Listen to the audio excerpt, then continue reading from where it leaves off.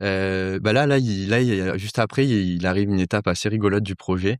C'est que du coup, on se dit: «Bon, on le fait». Une fois qu'on s'est dit: «On le fait», on avait bien malin devant notre ordinateur, nous, jeunes cadres dynamiques, pas trop doués de leurs mains. Et donc du coup, on se dit: «Ah non, mais en fait, si on veut le faire, on le fait vraiment». Donc on a fait un truc rigolo, c'est qu'à l'époque, on bossait à Saint-Ouen dans une maison, une coloc. Et on a acheté, un lave-linge, un lave-vaisselle, un sèche-linge et on les a, démontés tout l'été, quoi. OK, waouh. Et en prenant des photos pour faire un peu des tutos aussi pour que ça fasse du contenu et en se formant sur YouTube, apprendre à savoir ce que c'est l'électroménager.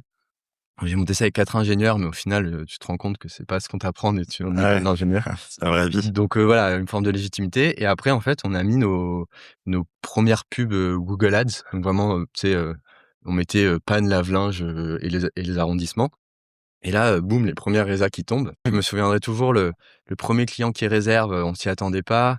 On n'avait pas de scooter ou de voiture pour y aller, donc on y allait en Uber, OK, c'était rentable, trop drôle. n'importe quoi. Ouais, Et ils se sont arrêtés au Leroy Merlin acheter des tu vois, des pièces. des pièces et des outils. Ils sont arrivés avec le sac à dos, sac plastique, pas du tout pro.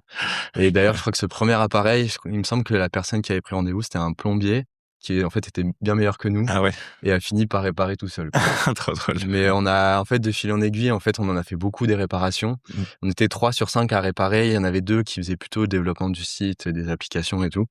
Et en fait, t'en fais 20, 30, 40, 50. Mmh. Tu commences à comprendre comment ça marche Mmh. et on a fait ça bien, 6-7 mois.